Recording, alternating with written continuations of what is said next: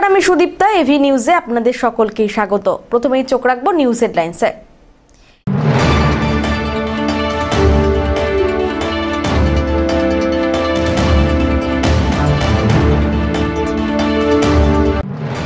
এবার দুয়ারে চিকিৎসা পরিষেবাকে আরো সুগম করতে মোবাইল মেডিকেল ইউনিট চালু হলো।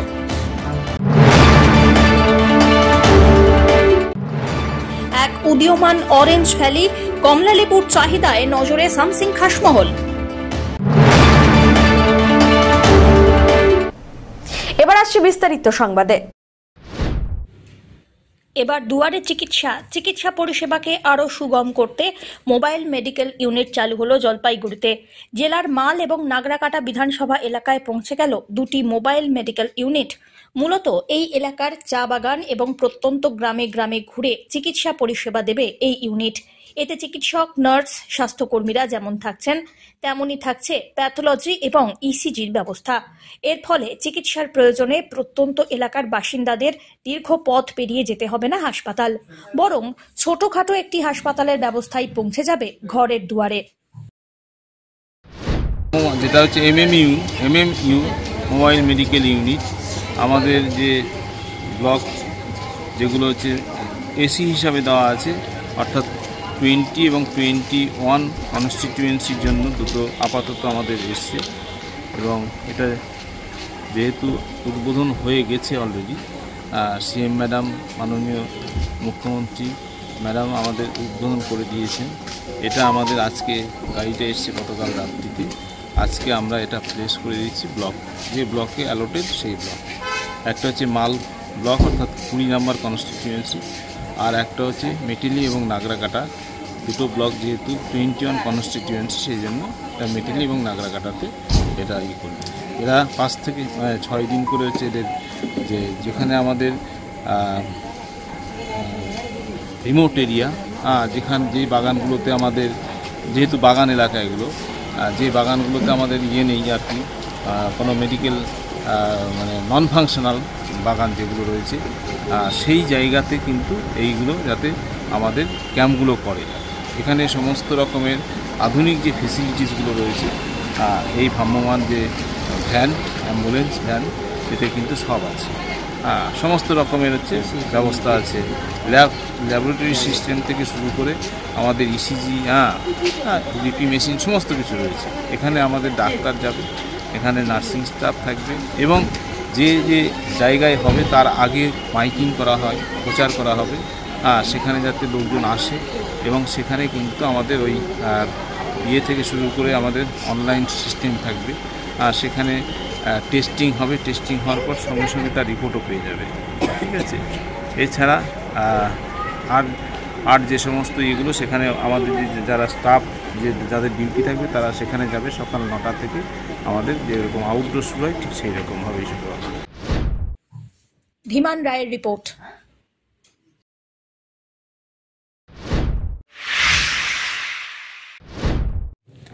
সরকারি প্রকল্পের কাজ করেও মিলছে না বিলের টাকা, দাবি ঠিকাদারদের।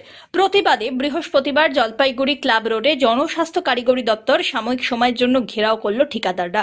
দ্রুতই বকেয়া টাকা প্রদান না করা হলে গ্রামে গ্রামে জল পরিষেবার কাজ বন্ধ করে দেওয়ার হুঁশিয়ারি দিয়েছেন তারা। এদিন দপ্তর ঘেরাও অবস্থান বিক্ষোভের মধ্যে দিয়ে দাবি দাওয়া তুলে ধরে জেলা কন্ট্রাক্টরস ওয়েলফেয়ার অ্যাসোসিয়েশনের সদস্যরা। বকেয়া টাকার পরিমাণ প্রায় 300 কোটি টাকা। জল জীবন মিশন প্রকল্প, আমাদের পাড়া আমাদের সমাধান শিবিরের কাজ, ভোট সহ বিভিন্ন সরকারি প্রকল্পের কাজ সম্পন্ন হয়েছে। 2-3 বছর ধরে বিল নিয়ে টালবাহানা চলছে, দাবি ঠিকাদারদের। রাজ্যের সব জেলার এই একই সমস্যা। সেই কারণে অল বেঙ্গল পিএইচই কন্ট্রাক্টরস অ্যাসোসিয়েশনের আহ্বানে আন্দোলন কর্মসূচি শুরু হয়েছে। আগামীতে আরো বড় আন্দোলন হতে চলেছে, এমনটাই হুঁশিয়ারি ঠিকাদারদের। দপ্তর সূত্রে খবর, ঠিকাদারদের দাবি দাওয়া ঊর্ধ্বতন কর্তৃপক্ষের কাছে পাঠিয়ে দেওয়া হয়েছে। আমরা এখানে একত্রিত হয়েছি, আমাদের মূল দাবি হচ্ছে পেমেন্ট। আমাদের দিয়ে কাজ করানো হচ্ছে দীর্ঘদিন ধরে। আমরা গ্রামে গ্রামে বাড়ি বাড়ি জল পৌঁছে দেওয়ার জন্য অক্লান্ত পরিশ্রম করেছি, অথচ আমরা কোনো পেমেন্টের ক্ষেত্রে আমাদের অনীহা দেখছি। এখান থেকে আমাদের মুক্তি দেওয়ার জন্য এই আন্দোলন।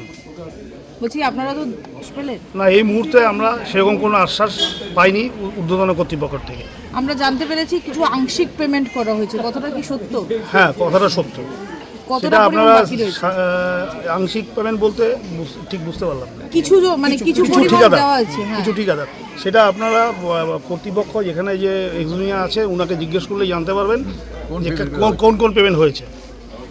আপনাদের এবার কি মনে হচ্ছে কত টাকা এখনো পর্যন্ত বকেয়া রয়েছে আর কতজন রয়েছেন আপনারা? এখানে বকেয়া অন্তত 350 কোটি টাকা বকেয়া আছে। এর মধ্যে প্রচুর বিল হয়নি, যে কোনো কারণেই হোক জুনিয়র ইঞ্জিনিয়াররা বিল করছে না বলেই হয়নি। হলে ওটা বোঝা যাবে যে বাস্তবে কত বাকি আছে। তার থেকেও বড় কথা, এখানে কিছু বহিরাগত ঠিকাদার কাজ নিয়েছে, তাদের ক্ষেত্রে বিলগুলো হয়ে যাচ্ছে এবং তারা কিন্তু পেমেন্ট পাচ্ছে। ওই যে কথাটা একটু আগে বলা হলো, সেটা বহিরাগত ঠিকাদারদের ক্ষেত্রেই হচ্ছে। বলছি আপনারা পরবর্তী পদক্ষেপে আমাদের যদি আমরা দেখি কোনো রকম হেলদোল না হয়, বাধ্য হবো আমরা মানে গ্রামে যে জল পরিষেবা হয় সেটা বন্ধ করতে। কারণটা হচ্ছে আমাদের কাছে পয়সা নেই। পয়সা না থাকলে আমরা কি করে ভাল পাবার এটাদের পয়সা দিব, সম্ভব না তো আমাদের পক্ষে এভাবে চলা। কারণ চারিদিকে আমাদের দেনা, বিভিন্ন ঠিকাদাররা, কেউ ব্যাংক, কেউ প্রাইভেট, বিভিন্ন জায়গা থেকে হয়তো যেখান থেকে মাল নিয়েছে তারা পয়সা পাবে, প্রেশার ক্রিয়েট হচ্ছে, তাদের পক্ষে আর চলা সম্ভব হচ্ছে না, তাদের স্টাফদের বেতন দেওয়া সম্ভব হচ্ছে না, কিংবা নিজের সংসার টানা ফেকতেও তাদের প্রবলেম হচ্ছে। এইভাবে তো দিনের পর দিন চলতে পারে না, বাধ্য হবো আমরা কাজ বন্ধ করে দিই। ধীমান রায়ের রিপোর্ট।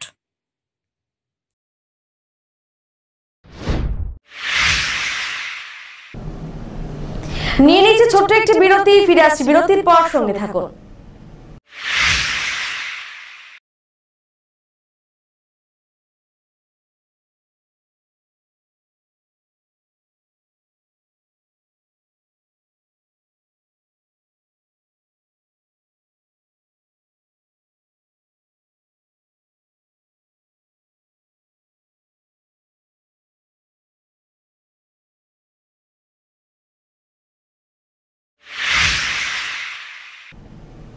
ফিরে এলাম বিরতির পর। এসআইআর ইস্যুকে কেন্দ্র করে শ্রমিক সংগঠন আইএনটিটিইউসির প্রতিবাদ সভা অনুষ্ঠিত হল জলপাইগুড়ি শহর সংলগ্ন রানীনগর চেওড়াপাড়া এলাকায়। সদর ব্লক 2 নম্বরের আইএনটিটিইউসির উদ্যোগে আয়োজিত এই সভায় সংগঠনের নেতৃত্বরা দাবি জানান, এসআইআরকে কেন্দ্র করে বিভিন্ন বিভ্রান্তিকর ভিডিও দেখিয়ে সাধারণ মানুষকে আতঙ্কিত করা হচ্ছে। সদর ব্লক 2 নম্বরের আইএনটিটিইউসির সভাপতি রাজু সাহানি জানিয়েছেন, এসআইআর সংক্রান্ত বিভিন্ন অভিযোগের বিরুদ্ধে প্রতিবাদ জানাতেই এই বিশেষ কর্মসূচি। তার অভিযোগ, গোটা দেশে বিজেপি পরিচালিত জাতীয় নির্বাচন কমিশন এসআইআর এর নাম করে এমন আচরণ করছে যেন তারা বিজেপিরই একটি অংশ। পাশাপাশি তিনি আরও অভিযোগের সুরে বলেন, বিজেপি পরিচালিত কেন্দ্রীয় সরকার শ্রমিকের প্রাপ্য টাকা পর্যন্ত দিতে পারছে না। ভারতের সংবিধান অন্তত সংকটের মুখে পড়েছে, কারণ বিজেপি পরিচালিত যে ভারতের যে কেন্দ্রীয় সরকার পুরো মানুষের ভোটের অধিকার কেড়ে নিতে চাচ্ছে। এসআইআর এর নাম করে যেভাবে বিজেপির কেন্দ্র সরকার কিছু কিছু মানুষকে টার্গেট করে ভোট অধিকার কেড়ে নিতে চাচ্ছে, ভোট থেকে নাম কেটে দিতে চাচ্ছে, এটা অন্তত লজ্জাজনক। এটাকে আমরা ধিক্কার জানাই। কারণ যে বিজেপি চালিত কেন্দ্রীয় সরকার সাধারণ মানুষের 100 দিনের কাজের টাকা দিতে পারে না, ওই বিজেপি পরিচালিত কেন্দ্রীয় সরকার এসআইআর এর নাম করে মানুষের মধ্যে একটা ভয় সৃষ্টি করে শান্ত বাংলাটাকে অশান্ত করার যে পরিবেশ করতেছে, যে চক্রান্ত করতেছে, ওটাকে রুখে দাঁড়ানোর জন্য আমাদের দেশের সর্বনেত্রী মাননীয় মমতা ব্যানার্জি আর আমাদের দেশের সর্বোপরি যে সাধারণ সম্পাদক মাননীয় অভিষেক ব্যানার্জির নেতৃত্বে আমরা আগামী দিনে একটাও যাতে বাংলার একটাও মানুষ, 10 কোটি ভোটারের একটাও ভোটার যাতে বাদ না যায়, তার জন্য আমরা আগামী দিনে আন্দোলনে দরকার হলে ইলেকশন কমিশন অথবা বিজেপি পরিচালিত যে কেন্দ্রীয় সরকার তার এগেনস্টে আমরা আন্দোলনে নামতে বাধ্য হব। তারই কারণ আপনারা জানেন যে জলপাইগুড়ি গত 1 মাসের মধ্যে 3-4 জনের তাজা প্রাণ চলে গেল এসআইআর এর ভয়ে। যেভাবে বিজেপি নেতারা যেভাবে সোশ্যাল মিডিয়ায় গুজব ছড়াচ্ছে যে 2002-এ যাদের নাম থাকবে না তাদেরকে দেশ ছাড়ে যেতে হবে, লোক আতঙ্ক হয়ে আছে। এই আতঙ্কের জন্য কিছু কিছু ভোটার আত্মহত্যা করছে। আমরা বিজেপিকে মানে বলে দিতে চাই যে আগামী দিনে যদি কেউ এরকম এসআইআর জন্য যদি আত্মহত্যা করে আমরা বাধ্য হব ওই মৃত্যু বডিটাকে নিয়ে তোমাদের বিজেপির সদর দপ্তরে যায়, যে ইলেকশন কমিশন যে বিজেপির ইনস্ট্রাকশনে যে পরিচালিত হয়ে যেভাবে সাধারণ লোককে হ্যারাস করছে, এটা কিন্তু আমরা দেখে ছাড়বো, লাশ দেখে ছাড়বো। ধীমান রায়ের রিপোর্ট।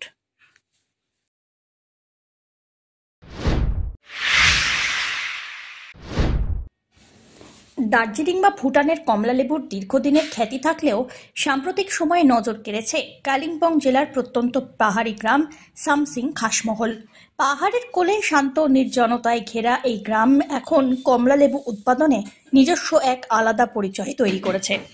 সবুজ চা বাগানের টানেল মতো রাস্তা পেরিয়ে সামসিং খাসমহলে ঢুকতেই পথের দুই ধারে দেখা পাওয়া যায় পরিচ্ছন্ন পাহাড়ি বাড়িঘর, আর তারই সামনে বাগান জুড়ে ঝুলে থাকে থোকা থোকা ফল, যা চোখে পড়তেই মন ভরে যায় পাহাড়ি সৌরভে। খাসমহলের কমলালেবুর বিশেষত্ব তার স্বাদ আর রস। এখানে চাষ হওয়া কমলালেবু তুলনামূলকভাবে আরও মিষ্টি, টক মিষ্টি ভারসাম্যে সমৃদ্ধ এবং অত্যন্ত সুগন্ধিত। স্থানীয়দের আতিথেয়তাতেও এই অভিজ্ঞতাকে আরও বিশেষ করে তোলে। পর্যটকদের দেখলেই হাসি মুখে গাছ থেকে সদ্য তোলা কমলালেবু হাতে তুলে দেওয়া, এ যেন পাহাড়ি মানুষের আন্তরিক উষ্ণতার প্রমাণ। এলাকার ছোট্ট বাজার প্রত্যেকদিন জমে ওঠে সারি সারি ঝুড়িতে সাজানো টাটকা কমলালেবু। মুহূর্তেই বিক্রি হয়ে যায় সেখানকার লেবু। এখানকার উল্লেখযোগ্য অংশ শিলিগুড়ি পাইকারি বাজারেও সরবরাহ করা হচ্ছে এই খাসমহলের ফল। এখন দূর দূরান্ত থেকে ক্রেতারা পেয়ে যাচ্ছেন এই বিশেষ ফল। যদিও স্থানীয় চাষিদের অভিযোগ, সাম্প্রতিক বছরগুলিতে বাদরের বাড়তি দৌরাত্ম্যে উৎপাদন কিছুটা কমেছে, কিন্তু তবুও অনেক বাগানেই এখনো বিপুল ফলন হচ্ছে, যা এলাকার অর্থনীতিকে চাঙ্গা করছে। শুধু কমলালেবুই নয়, সামসিং খাসমহলের প্রাকৃতিক সৌন্দর্য যেন এক অন্যরকম আকর্ষণ। পাহাড়ি কুয়াশায় ঢেকে থাকা সকালের বাতাস, বুনো ফুলে ভরা পথ, চা বাগানের মাঝে বয়ে যাওয়া ছোট জলধারা, সব মিলিয়ে এক শান্ত নিশ্চিন্ত গ্রাম। শহরের ব্যস্ততা থেকে পালিয়ে কিছুটা সময় যারা প্রকৃতিতে কাটাতে চান, তাদের কাছে এই সামসিং খাসমহল প্রিয় ঠিকানা হয়ে উঠেছে। প্রাকৃতিক সৌন্দর্য, কৃষিজীবীদের ছন্দ, মানুষের আন্তরিকতা এবং উচ্চমানের কমলালেবু উৎপাদনের সম্মিলনে সামসিং খাসমহল পর্যটকদের কাছে উদীয়মান অরেঞ্জ ভ্যালি। संतला को खेती अभी तो कम हुआ, जो पहला तो बहुत था इधर खेती, अभी तो कम है। अभी जो बंद मंकी लग गया, इस कारण वो खेती लोग ज्यादा लोग खेती नहीं कर रहा है। जो हम लोग है थोड़ा हम गांव का जो बंदा है वो लोग 2-3 घर का है, अभी तो और को खत्म हो गया, खेती खत्म हो गया। ये सुनतला तो इधर से पूरा सिलगुड़ी जाएगा। अच्छा। माल और लोकल तो इधर ही रास्ते में बिक्री हो जाएगा, तो माल बाजार जाएगा, चालछा, जलपाईगुड़ी, ऐसी लोकल ही बिक्री हो जाएगा। कम फल गया तो, ज्यादा फल हो गया तो जाएगा सिलगुड़ी। टेस्ट कैसा है यहाँ का? टेस्ट तो अच्छा है, जितना लाल हो गया उतना टेस्ट होता है। कभी कभार तो दार्जिलिंग या फिर भूटान से भी मार्केट में संतरा आता है, तो यहाँ का संतरा में उसका क्या अंतर है इसमें?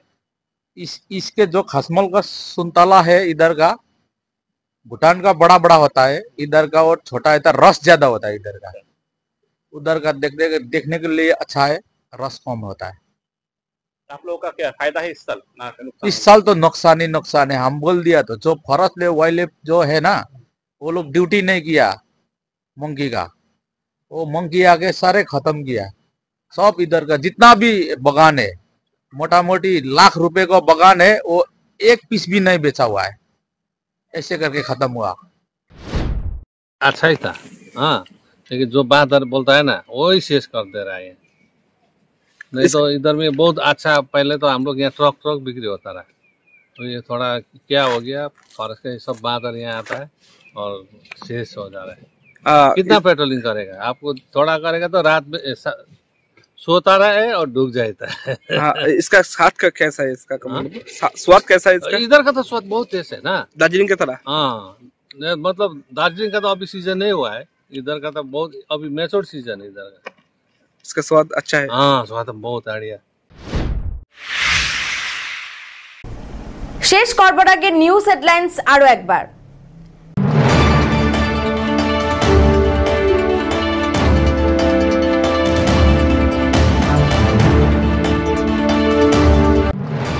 এবার দুয়ারে চিকিৎসা পরিষেবাকে আরো সুগম করতে মোবাইল মেডিকেল ইউনিট চালু হলো।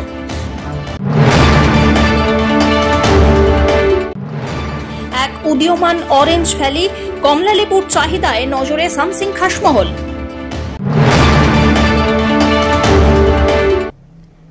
এখনকার মতন এভি নিউজ এ পর্যন্তই। পরবর্তীতে আসছি আরো সংবাদ নিয়ে। দেখতে থাকুন আমার ভিশন। নমস্কার।